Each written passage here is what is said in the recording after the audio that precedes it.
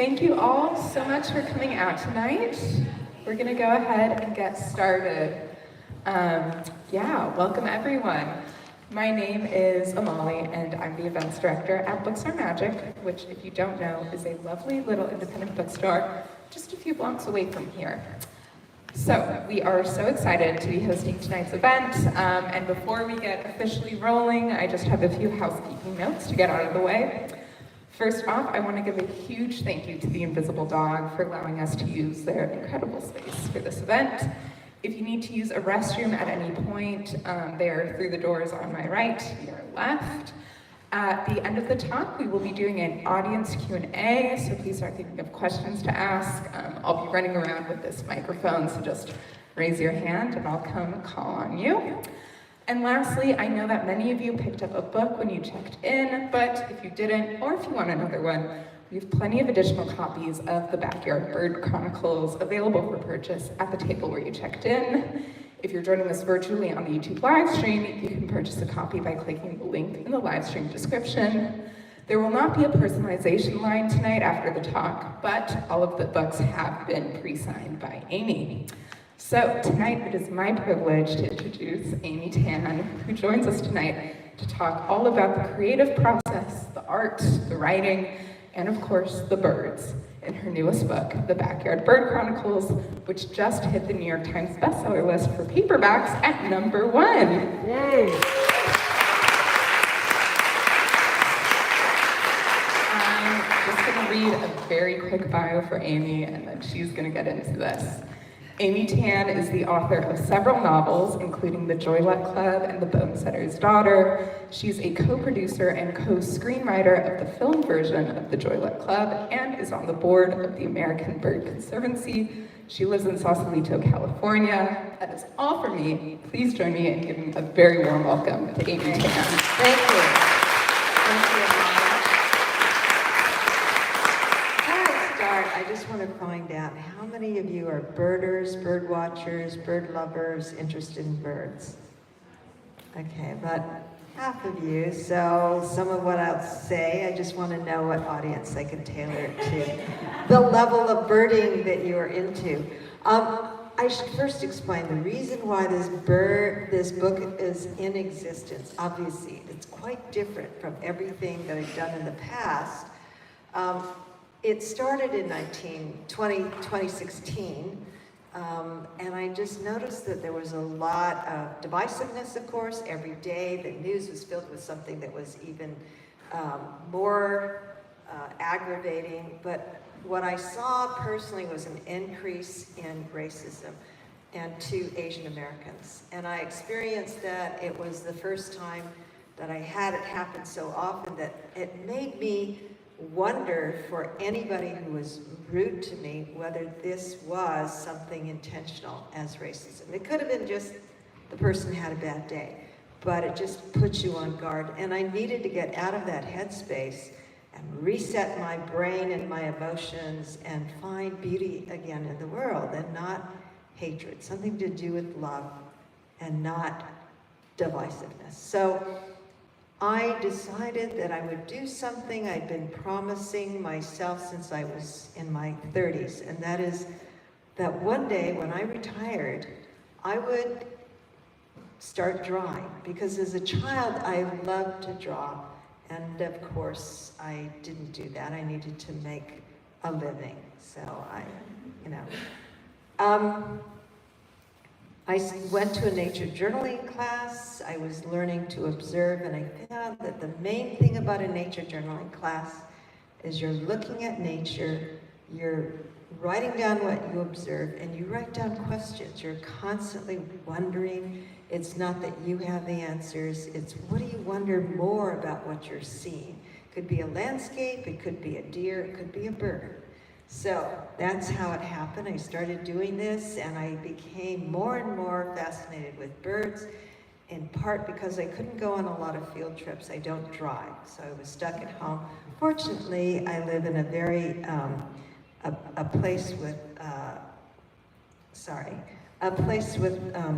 quite a lot of greenery that the birds like. So this is my backyard, and as you can see, it has oak trees. It's what we would call an oakland habitat.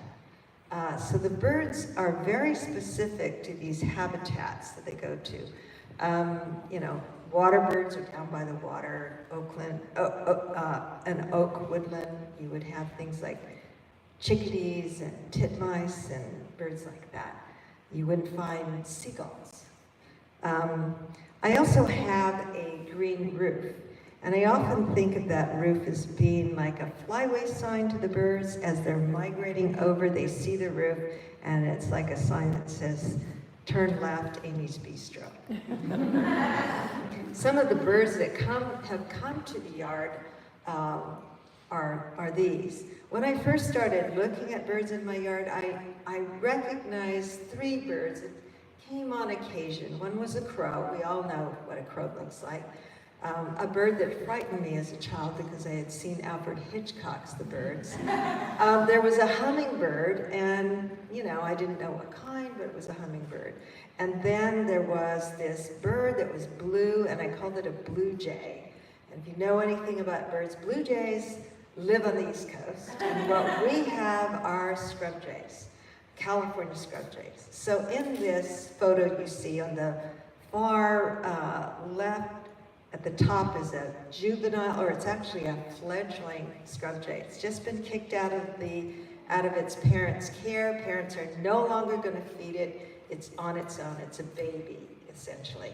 The other one is an Annis hummingbird. It's a male. You always know that the brightly colored ones are males, and the females are less vividly colored, and that made me think they're getting short shrift because they do all the work, building the nest and taking care of the young. So I've started drawing mostly female birds. The next one is a baby, a fledgling dark-eyed junco, which looks very different from the parents. And you have that bird here on the East Coast. And then finally, the other one that you have here as well is the great horned owl. These are birds that are in our yard year-round. Some of the birds include this little tiny munchkin thing. It's a fledgling oak titmouse, just recently out of the nest. Townsend's warbler, a California quail, pygmy nuthatch, a spotted towhee, a golden-crowned sparrow, hermit thrush, and a California towhee.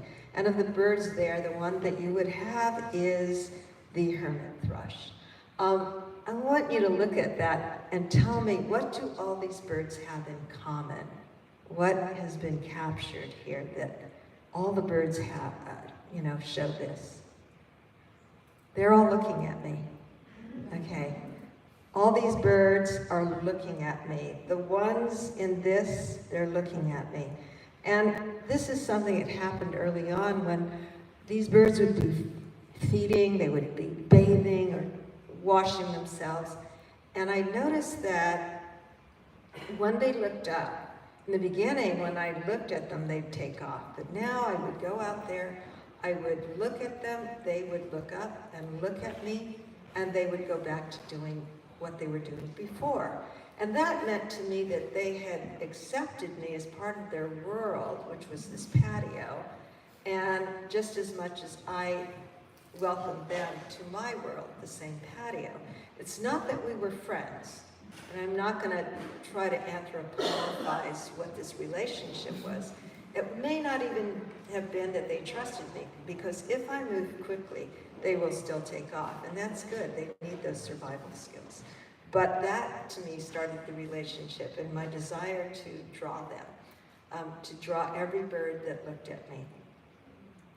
My early days of drawing did not start off with me being able to draw them in great detail or with accuracy, and so you see some of my early attempts.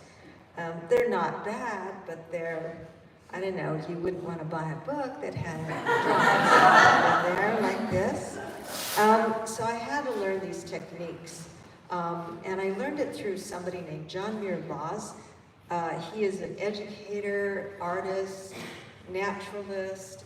He's the most amazing guy. And if you go to his website, johnmuirlaws.com, you can see the same videos of classes that I took to learn how to draw.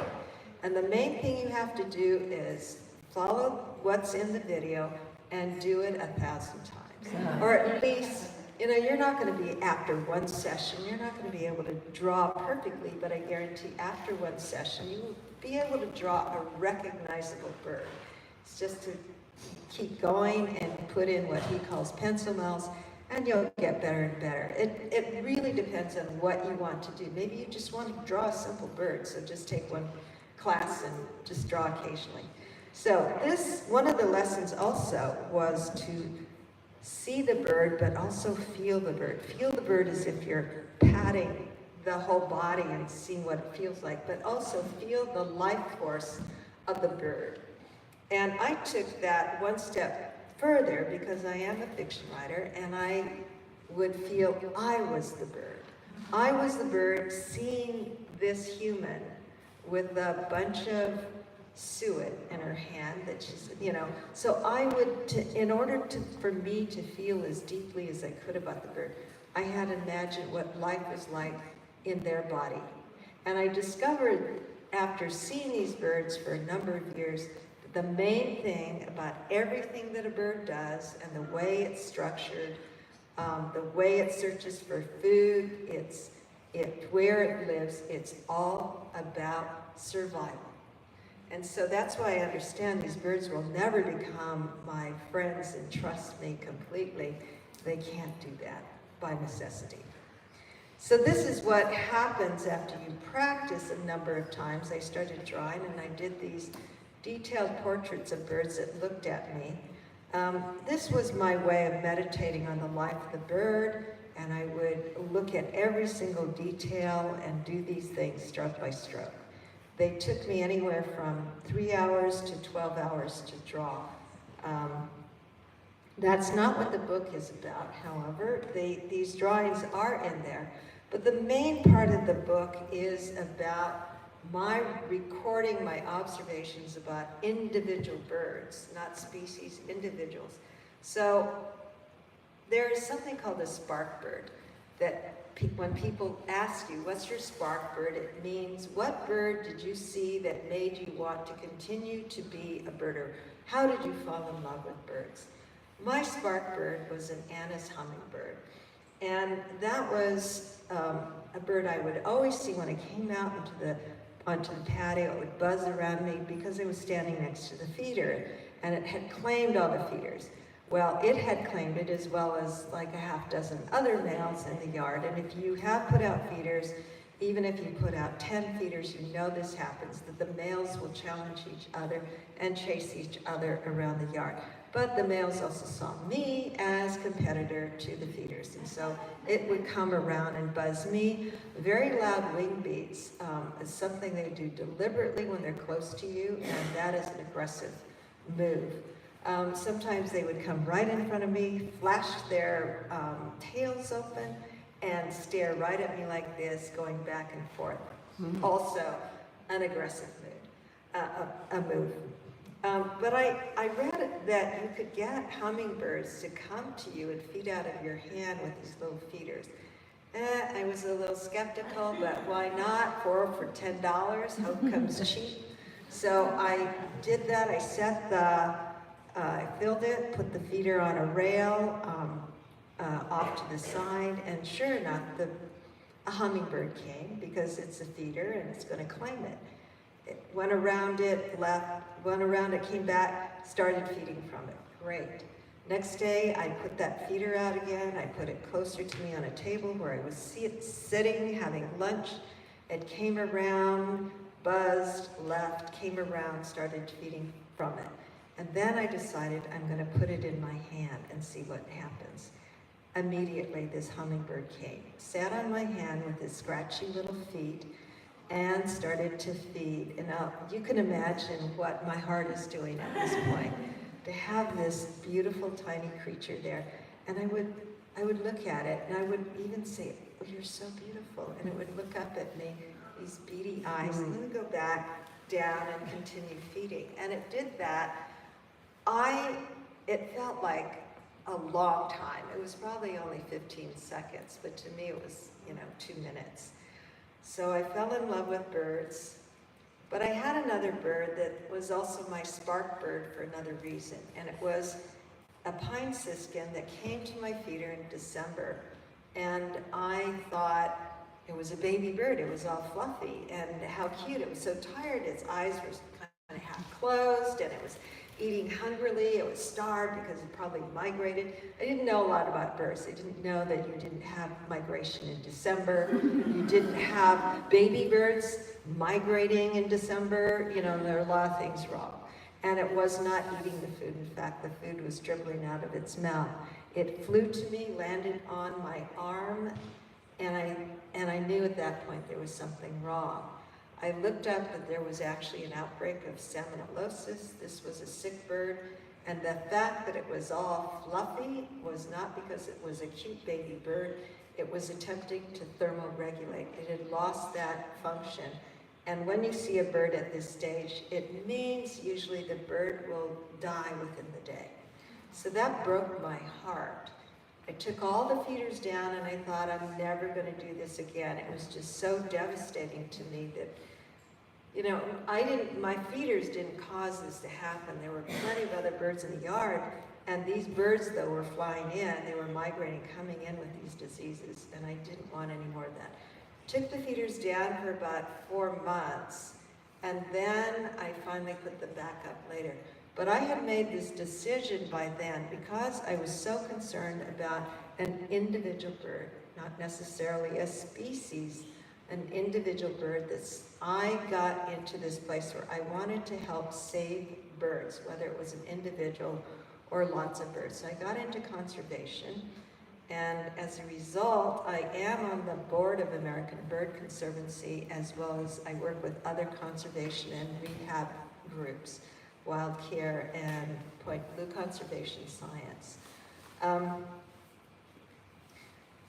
I started developing my yard with a lot of feeders. I started off with the wrong feeders. The crows would get to that. I started making my own feeders, which is kind of getting really obsessive, making it with these grids and getting different foods. And as you can see, this menu is listed in the Backyard Bird Chronicles, worth the price, because you will avoid buying the wrong food if you look at this suggested menu for birds, and attract a lot of birds to your yard. So I have spicy suet, just like the stuff Mom used to throw up for you, includes seeds, insects, and nasty mealworms. One of the very important things if you do want to attract birds to your yard is a pan of water. It should be very shallow. Those of you who have big Italianate fountains that are this deep, that'll drown a little bird. So that is not the right one for birds. You just have about an inch and a half of water, put a rock in it. They can measure then how deep the water is. They have to drink and bathe every single day. So that is something they look for, and if it's a reliable source of water and it's fresh every day, you will have birds eventually, and once they come, they will come reliably as long as your water is reliable. Now, I got into this in such a big way, it became pathological, my obsession, and I was soon buying live mealworms. And that meant that I would get these sacks of mealworms filled with writhing creatures. I'd have to stick my hand in there or empty them all out on a tray, pick them up and put them in individual containers that held 1,000 each.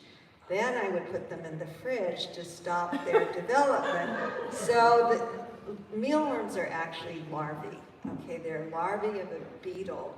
And if you let them continue to develop, they would turn into beetles, which is not something these birds would eat. So I started off buying 1,000, then 3,000, and then nesting season came, and the parents were, hey, this is pretty convenient for a junior. And so pretty soon it was 1,000 a day, and then it was 2,000 a day, and then suddenly it was buying 20,000 mealworms at a time and putting them into containers and into the fridge. Now, my husband is a very understanding man. that we've been together for 54 years, 50 of them married, and you know why when I say he didn't complain that much about the mealworms in the refrigerator, except when I got to 20,000. Then he said there's no room for anything else. So we got another refrigerator. Okay, that's pathological. I had a luncheon recently for conservation group, Point Blue Conservation Science, and there were a bunch of ornithologists there, as well as this wonderful couple who, he's a bird artist, Keith Hansen, and his wife was there, and I had like 8 courses of Chinese food, and then I put a bowl of live mealworms there. And I knew they'd know what it was, and one of them went over, this woman went over and she said, "Oh, mealworms," and she popped it into her mouth. She's eating it, kind of, and then her husband said, "Oh," and then he's chewing it, and he said, "Kind of dry like cardboard, but there's a little pop of moisture at the end." And then another ornithologist ate, these are bird nerds in the extreme, and maybe you're among them, but I wouldn't eat them. A lot of the book, however, is what you see here. They're notes that I took when I was observing the birds, and they are drawings, these sketches. They're oftentimes very cartoon-like, and I would just sit there and ask questions like, what are they doing? How old are they? When did they fledge? But also, what are they learning? So, for example, these are newly fledged oak titmice, and they would be on the fence after they first fledge, and they need to learn how to fly. So we're all scared. They're staying there, and they're looking, and one of them would be brave enough to fly down to the back of a chaise longue or something. And it would be sitting there, and the other ones would look, and then they'd fly to where the leader had flown to. And they'd fly to a chair, and then they'd fly to a bird stand, they'd fly to a cage. And they just followed the leader all around. And I realized that often in a grouping like that, there will be one that's the leader. It made me wonder, is this going to be the dominant bird as it grows up? Is it a male or is it a female? Does it matter? I found out also, for example, that little birds don't automatically swallow. They pick up a seed and they put it in their beak and they go like this, waiting for it to fall down into the throat. They don't know. Parent is not going to shove it down there. And what they actually need to do is take that seed with their tongue and roll it around and push it to the back themselves. So I watched these little birds learning to do that. They pick up a big acorn, obviously too big for them to swallow, but they had to learn that as well. They pick up a piece of poop, and they had to learn that was not food. So many things we never knew that they have to learn, including bird song. They have to learn the songs that their parents learned. I think many people here know how smart corvids are, crows, ravens, scrub jays. And I got to see, however, could you actually fool a corvid? Now this is maybe a mean thing to do, but the crows were taking over the feeders, and they would be there and they'd scare all the little birds away. I hear a bird out there. What is it? Does anybody know? Anyway, it is the blue jay. Okay. Anyway, it's very distracting because I want to listen to it. Not that I want it to shut up, I want to listen to it. Okay, so there were all these crows there, and they were teaching their kids how to jump onto the feeder and, kind of raid the feeders. And then eventually I thought, how do I get rid of them? Well, I went to a Wild Birds Unlimited store, and I bought a fake crow. And $14, I mussed up the chicken feathers and hung it upside down. And soon there were crows coming from 4 sides, screaming, and going into this big scene of grieving for their fallen comrade, oh my God, it's Squawky Jr. And I thought, wait a minute, they have never met this crow because this crow is fake. So I had fooled them. Or were they just saying, this person is really mean, don't go there, she would have killed us, this is fake, she would have killed us if she could have, Of course, I have to ask myself again, am I trying to anthropomorphize what these birds are doing? I don't know their intentions, but I can make funny guesses. I was curious about how birds make their sounds. I read The Genius of Birds by Jennifer Ackerman, a wonderful book, and explained that they have a syrinx instead of a larynx, and they can produce even two sounds at once. No animal can do that other than birds. And this was just a sketch I did on these birds making their sound and moving their tail at the same time. There seemed to be in synchrony. When I saw this by doing slow-mo video, to hear the sound, which is actually quite melodic versus the little clacky sound you actually hear without it being in slow motion. As I said, these corvids are very smart. This is a corvid that was learning to break into the feeder and that I try to exclude because of the kind of feeder I have. But the mother is down there saying, this is the last regurgitation. And it actually was. She fed it one more time and then she flew off and she did not come back. So this poor little fledgling was stuck there trying to figure out how to feed itself, eating little seeds that had been dropped by the finches on the ground. That was done. And then it tried to get into this feeder. It's balancing, it's holding on, its tail's tucked under. There's no way it's going to be able to get up there. After a while, I left. And when I came back, about an hour later, I saw that it was still trying to get into the feeder. And that cued me as to one of the reasons why corvids are so smart. It's because they're persistent. And they will continue to try all kinds of strategies before they give up. Rats do the same thing.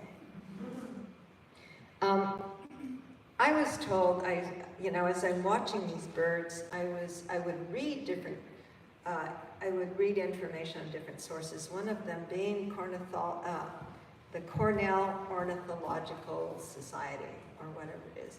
Some of you may have gone there as well. Cornell Labs, they have great information on birds, and even more if you pay them a yearly fee. It's said about the hermit thrush, very secretive, shy, you'll never see them at the feeders, you'll be lucky if you ever see them out in the open.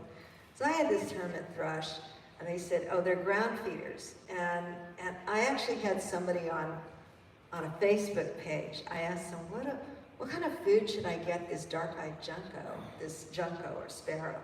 And the person said, you really ought to buy a book on a bird guide and get to know the birds before you ask questions like that. No. And sparrows are not feeder birds. They will never be on a feeder. They're ground feeders, you stupid twit. It's like a virtual slap. She didn't say stupid twit, but that's, you feel stupid. So then the stubborn part of me kicked in and I said, well, what's to keep them from eating out of a bird feeder? Is the structure of their feet, that they can't wrap them around a perch? Is it that they are on the ground and that's the way they keep themselves safe? So I experimented, I made a cage, I put it on the ground. They learned how to get in there after a while, then I raised it up a little higher and higher and higher until it was hung with the rest of the feeders. All the ground feeders that were small enough to get into the cage learned to feed in a cage. So much for the woman on Facebook. That was my stubbornness. So you see, this bird was so determined, this hermit thrush, the secretive hermit thrush, so determined, he spent a lot of time looking at all angles of this feeder, and even jumped on a little swing, trying to get closer to the feeder, tried going in at different angles, and it eventually was able to get into the feeder. But just to show you, don't believe everything you read. I had birds also that, because they are in the same area, eating the same food, territorial disputes naturally came up. And so one would be these golden-crowned sparrows, or numerous birds, or beautiful birds. And then there would be smaller birds, like the dark-eyed junco. And normally what I found, just as a generalization, is that the bigger the bird, the more they were in control of the feeder. Not always true, but generally so. And older birds, the ones, the golden-crowned sparrows that were older, had darker brows and brighter crowns, they seemed to dominate over the younger birds. But what I found also is that little birds have their own strategy. So some of the, bigger bird would be eating over there, and the little bird is here, and it wants some of the food, and all it had to do was jump quickly at the back of that bird. That bird has, it by instinct just leaps up, and the little bird grabbed the food and took off. So that's how these birds also can use their intelligence to get food for survival. I don't know why, I have a lot of scrub jay slides here. The book is not all about scrub jays, but I like this cartoon because these were juvenile scrub jays, so they're teenagers. And they used to be really cooperative and helping and going around and sharing food, and then suddenly they turned into competitors. I had a bowl of mealworms that died in 100-degree heat. It was very sad. The songbirds would not eat it. They were just cooked, a little black. Maybe they didn't smell so great. And it was a shame to waste 1,000 mealworms. So I put it out thinking, well, maybe some other bird would have it. And it turned out the bigger birds, the scrub jays, the pigeons, they all loved it. And they were fighting over it, and even the mourning dove, which you think is the symbol of marital peace and happiness and all that. No, the mourning dove just puffed up, and it looked like the Hulk with talons. And it would fight the scrub jays. They'd go up in the air, they're fighting, and the mourning dove would win because it was a bigger bird. But these little juveniles, they would have their little ploys, and one of them went up to a branch above this pan of dead mealworms, and it started doing this knocking sound. I didn't know what it was doing, and then suddenly an acorn fell down, landed right in the middle of the plate, and all of the scrub jays scattered, and then that one ate the mealworms. I don't know whether it was an accident, was it intentional, was it trying to eat up there an acorn, because they do eat acorns. They plant about 1,000 or more acorns every year, like on a roof. And, somehow it did it by accident or by intention. But that's another example of causing you to wonder, how smart are these birds? They learn to adapt in so many ways. This California towhee was too big to get into the cage, but it kept trying, and it would go around to different sides and try different holes, as if maybe the holes were different size. That's pretty smart. I think if we were in a large cage, we might do the same thing, see if there's an opening. Well, it went around, and suddenly it saw a white-throated sparrow, a bird you have here, jump in, grab a piece of food, and jump out. And the second it did that, this bird jumped in and jumped out, doing the same thing. And I wondered, what happened? Was it magic? How did it make itself suddenly smaller? Birds are shapeshifters, and they can look small, they can look big. Why did this bird, though, make itself smaller earlier? And as you can see, it was squeezing in. There was no way it could get in. I see bird behavior, and I always wonder, what is the reason they're doing this? And I think almost everything they do has a reason. But I saw this, they were repeating, like if it's on a swing, it would heave its chest out and do this motion, just like kids do on a swing, to keep going. But what was the reason it was doing that? It wasn't using that swing to get into something. All it was doing was swinging. It tried swinging on top of the swing where you can't get as much kinetic energy, and then it gave up and that went back to the lower part. I started wondering if, in fact, birds do things just for fun. That led me to ask, what is fun to a bird? Well, one day, Lou and I saw that these birds, our cistern, which contained about 4,000 gallons of water, had to be drained. We're in a drought. You can imagine what the neighbors were thinking when they saw this water flowing down. We had to explain to them it was our cistern, rainwater. It got contaminated, so we had to drain it.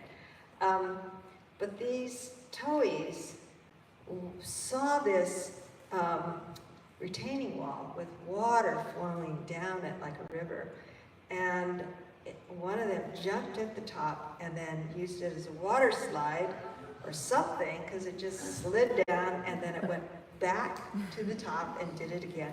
And then the golden-crowned sparrows were on the side and they're watching. It was like an Olympics of water slides for birds, and they were all watching. So I think there's something going on, and the behavior I see, it often has to do with some physical prowess they must have, like being on a swing. It's like being on a little twig in a windstorm, and you have to hang on and keep your balance. I don't know what towhees do that require them to slide down a bunch of water, but maybe it also comes from their repertoire of skills. Again, a scrub jay. I promise you this book is not just about scrub jays. But they were so smart, they just made me laugh all the time. So this scrub jay was getting into the feeder all the time, sticking its bill in. It would shove the little feeder in the center of the cake, and it pushed it off to the side. Then it would polish all the food off. So I thought, well, it's sliding the food, I'll put it on a silicone pad, and it can't slide the pad. The next morning, the silicone pad was white confetti on the patio floor. So I wove branches around all the sides so it couldn't stick its bill in there. The next day, the branches were on the ground. I got heavy dowels and put the dowels in all around. The next morning, the dowels were on the ground. They had been sawn in half. Finally, I put bricks all around the little, I know, it's like, she's crazy. I put bricks all around the little bowl in the feeder, and I thought, I win. You know, scrub jays had been 3 and I'm 0, now I win. But then I saw the scrub jay stick its entire head in to get the food. And that was remarkable. I both admired what the scrub jay had done, but I was wondering, why would it have taken that risk for that food? And as I said, everything about birds is survival. If they don't get, some of the smaller birds, if they don't eat in 24 hours, they might die. So this scrub jay, which does have access to acorns, was very determined. But that was a very dangerous move because it could have gotten stuck in there. There could have been another bird attacking its face. And as I said, the openings of this is about 1.25 inches or 1.5 inches, and its entire head had to fit through there. You know, as you watch birds, if you're looking at individuals, not the whole species, but individuals, and the same ones over and over again, you might find there are personalities. And of course, we think of personalities being attributed to species of birds. A California towhee, I used to call he was jolly, and the scrub jay, I'd say he was conniving. And of course, those are my terms, being non-objective. But I think that's something wonderful to watch in your yard. This was a female house finch. Have you ever had a bird flying in front of your window constantly, maybe pecking the window, and you wonder, what's it doing? Well, the usual answer people will give you is that it's a male and it's seen a rival mirrored in the window and it's pecking it. This was a female house finch, so it was not a male, not going after nesting territory. And she was flying back and forth, looking at me the whole time. And, you know, my temptation is to say, Auntie Sue, is that you? You know, like somebody who died. You know, they're trying to get my attention. She went then to a feeder with a lot of seeds, and it had a a hoop net. She sat in there. She didn't eat the seeds there. She just kept staring at it. Went back to the feeder, the empty feeder, and kept flying back and forth. And then I noticed her favorite feeder was empty. And I thought, is that it? Is she really trying to tell me the feeder is empty? So I went out with the seeds. She went over to the rail and waited. I put the seeds in, and she went to the feeder and ate there and did not do this anymore. So was that communication to me? I don't know, but only to say birds are so much smarter than we know. I have there's an expression I really dislike. It's called the circle of life. And anytime you see an animal that's been killed by another animal, some people say, well, that's the circle of life. And it's as though it's an excuse to not care about that individual. So I was wondering, well, how far do you take this down there? You know, is our compassion phylogenetically based? So if I saw these mealworms, there seemed to be knowing their fate was going to come pretty soon. Then these yellow jackets came and they started feeding on the worms. Then I got a yellow jacket trap. The yellow jackets went in there. Now they were in distress. Yellow jackets apparently can recognize each other, so I imagine the other yellow jackets were gathered and they were all buzzy, and I imagine them saying, Betty, hold on, we're going to get help. And then the yellow jackets inside did some kind of buzz, and then they all took off. It was like, save yourselves, get out of here, don't bother. But that's what happened, and I had to ask myself this moral question, you know, my own personal one, like, do I feel compassion? How far do I feel compassion for these animals? And I just believed that it was good for me to feel some discomfort. I'll still feed them the live mealworms, and I'll just, you know, do the Buddhist mantra, sorry, that this has happened. I found also this circle of life thing, or this excuse to kill certain creatures, would crop up when people had found a house sparrow or a starling and they'd say this was injured. Most of the times people would say, take it to a rehab center. When it's a starling or a house sparrow, which is invasive, and I would hear people saying, it doesn't belong here. It's a migrant, kill it. And for some reason, you know, I had this hit that they were talking about my parents who came to this country in the 1940s and were illegal. And that was the kind of thing that might have been felt about, they don't belong here, get rid of them, kill it, whatever. So I've never felt comfortable when people talk about species of birds they don't like and just kill it.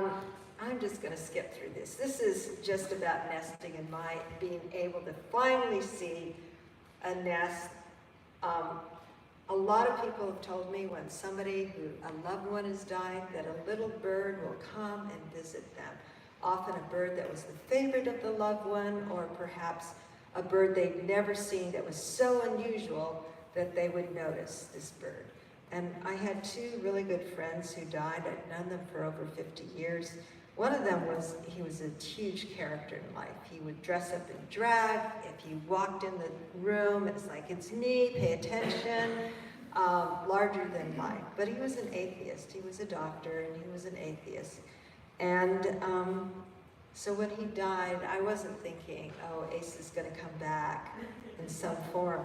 But that day, I saw a bird I hardly ever see, a purple finch. I'd seen maybe two before that. I was so excited. Then I saw a robin, and there are robins all over, but they never come to the yard, so that was unusual. And then I saw a Sonoma chipmunk. Never have seen that. I asked my friends in Marin County. No one had ever seen that anywhere. And this happened all in a half hour. And I didn't know what to think. And then in my mind, I hear Asa saying, how many times do I have to get an animal drag before I believe it's me? So anyway, that's just to say, hope is the thing with feathers. And we often find that in grief as well. We see a bird, we feel soothed in some way. We are reminded of freedom and release from pain. I was able to do many years of scientific research, as you can imagine, and one of the things I did was study the owls in our trees that were there for 8 months. Every day we'd say, is Junior and Mom there? And one day I decided I'd draw Junior in his normal pose when he's perched on the limb near our yard. I did his resting face. And then I did his sexy face, and his happy face, and his mother love face, his hangry face, and his attack human face.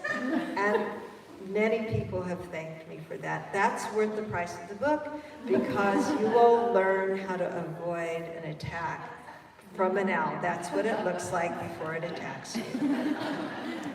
My hope, I wrote this book for myself. I never intended it to be published. It was a mess. It was my editor, Dan Halpern, who suggested that it should be published. And I went back and forth, no, it's a mess, it's personal, it's this and that.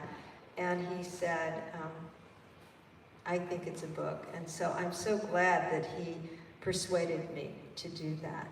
I never have intentions with my books to say, gee, read this book, I hope you have a better relationship with your mother, or that you will realize you should divorce your husband or something. I don't have those kinds of notions when I write. It has to be personal. But one of the things is that I hope you fall in love with birds if you have not already fallen in love, and that you'll want to save them. We can save birds by doing 2 common things, like making sure cats are indoors. They kill about 1 to 3 billion birds a year in the US. And to prevent window collisions, that accounts for about 1 billion birds killed every year. So what I did to my view windows that looked out on the bay and on Angel Island, I took a white marker and I drew spider webs all over the windows, and it worked. I'm going to leave you with that. Love birds, save birds. Thank you for coming, and have a good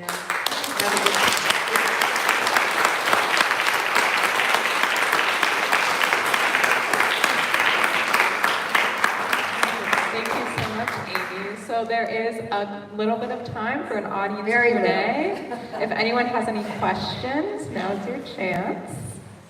Yes, we've got one over here. Hi. Sorry, my ear's clogged.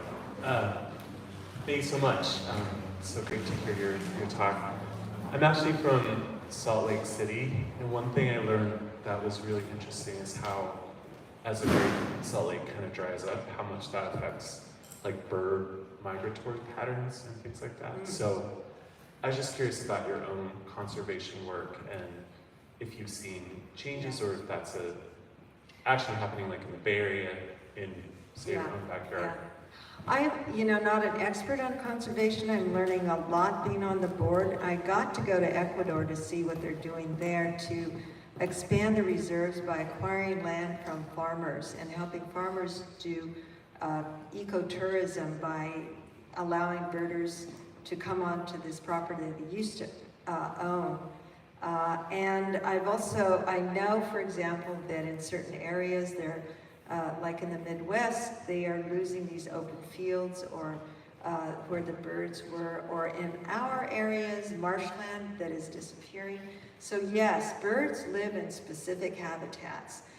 There are oak titmice. There are fewer of them because the oak trees are being cut down.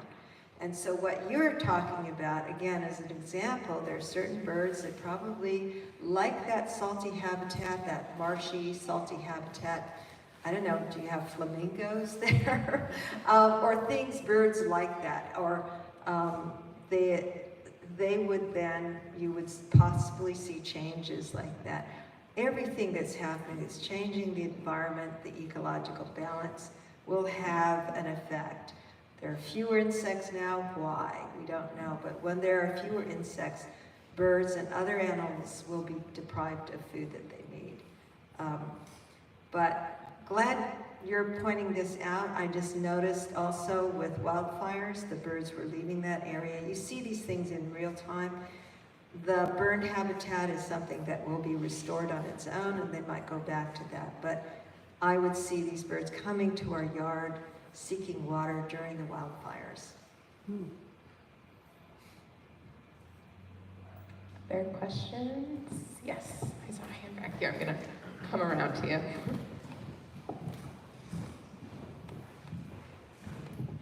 So you mentioned the genius of birds. Yes. And with you being a prolific writer and a birder, combining my two favorite hobbies, do you have other books about birds that you especially appreciate?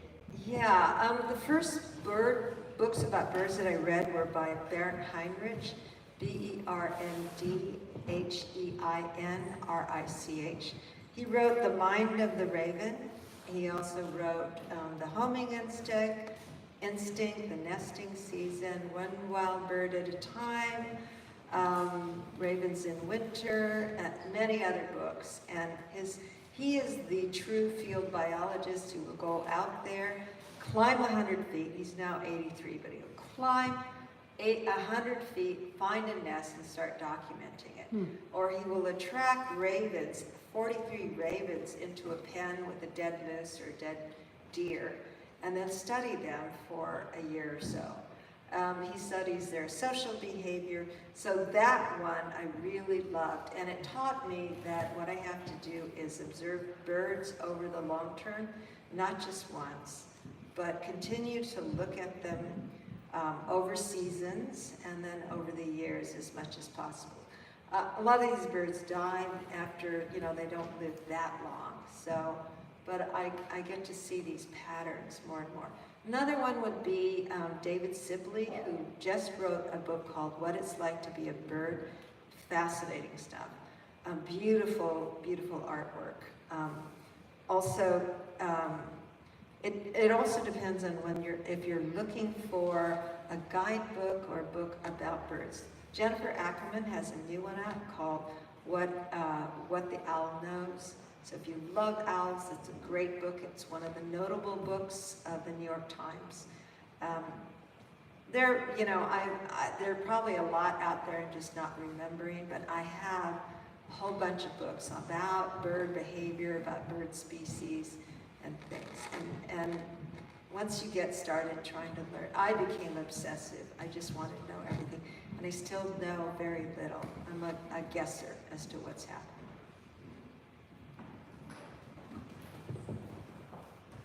Hello, thank you so much for your talk. My question isn't directly related to birds, but is it okay if I still ask? I'm sorry? My question isn't directly related to birds, or at all actually, but is it okay if I ask it? Sure. I am an aspiring writer myself, and I can't help but feel a little bit insecure about the rise of artificial intelligence and ChatGPT, and I wanted to know, because you are a fiction writer that I admire, I wanted to know your thoughts on that and how it could impact. Meaning, could AI write a novel just like me?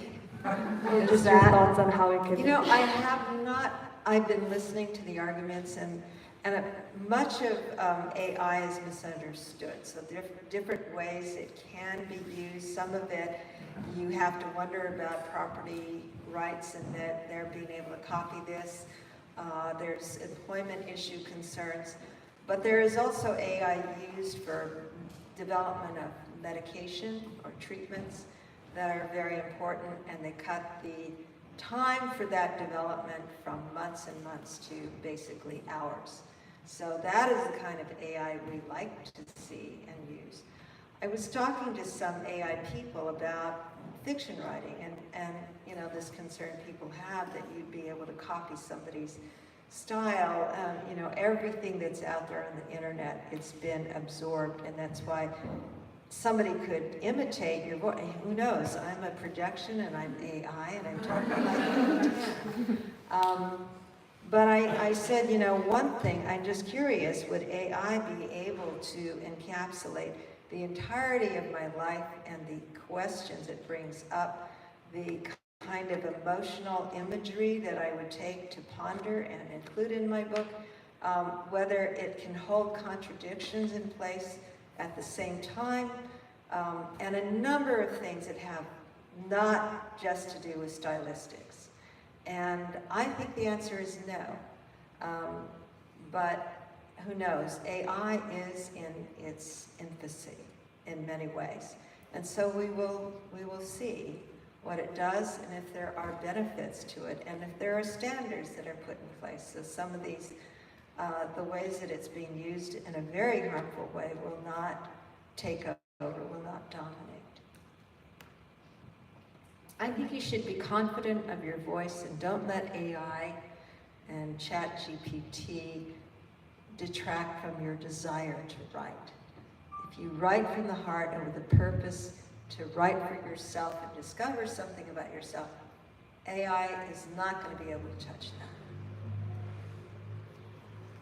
I think we have time for one more.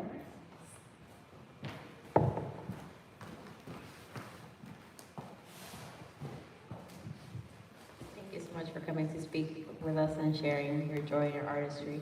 I was wondering, just like there's a spark bird, what sparked, whether it was an author or a book that sparked that desire to become a writer? To become a writer.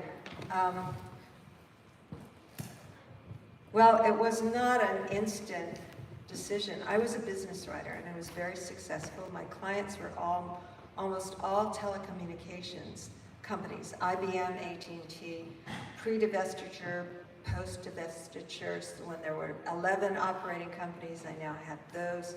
Management consulting, big 8 companies. It was a subject that bored me to tears. I had nothing, I didn't study engineering, I didn't study this, but I was very good at taking a subject, learning as much as I could about it, and translating it for people who knew just as little. These were people whose jobs depended on selling technology to a certain marketplace. So I understood that, and I created materials that would enable them to quickly understand what they had to do. The market environment at that time. ISDN was a concept. Everybody was trying to grab the market of controllers, all of them. So I did all of that, but at the end of the day, or the beginning of the morning, I would get up and I'd say, is this what I'm gonna be doing 10 years from now? I hate it, I hate it, I hate it. I couldn't walk away from it because it was good money. I had so many clients who loved me and all great people, but I hated the subject, meant nothing to me. So I decided that I would I would limit the number of hours that I worked. I was freelance, so I could do that. I just had to make a commitment to do it. And I took jazz piano lessons and decided I would start writing fiction because I used to be a English literature major, so I used to read a lot. And I went back to reading, and then guess what took hold? So the first story that I wrote, it was a terrible story. It wasn't about a Chinese girl who played chess. It was about some German-American girl who lived in, father taught at Harvard or something. Very different from my childhood. And somebody said, well, a friend of mine read it, who was a fiction writer. She said, well, it's just not authentic. And I didn't know what she meant by authentic. But I learned that these stories do have to have some drive to them that is personal and authentic. And I started writing with the notion, I'm never going to get published, so I'm just going to do what's important to me. And I got to a point in one story on a revision where suddenly something opened up and I had a new understanding of myself. I was somehow in this story able to represent some conflict in my life and lots of nuances I never even knew were there. And that made me want to write the rest of my life. It didn't matter if I never got published. I knew I had to take it seriously, so I made a goal that by age 70, I would be published in a good little magazine, like Random. Didn't have to be the New Yorker, just some little good magazine, literary magazine. So I'm 72 now, and I have met my goal.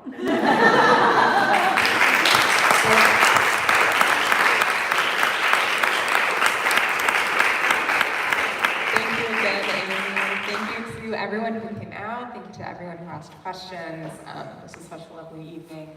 Again, just some final reminders before you head out. We have plenty of signed copies available for purchase at the table where you checked in, along with some of Amy's backlist titles. If you're still with us on the live stream, you can buy those by clicking the link in the live stream description.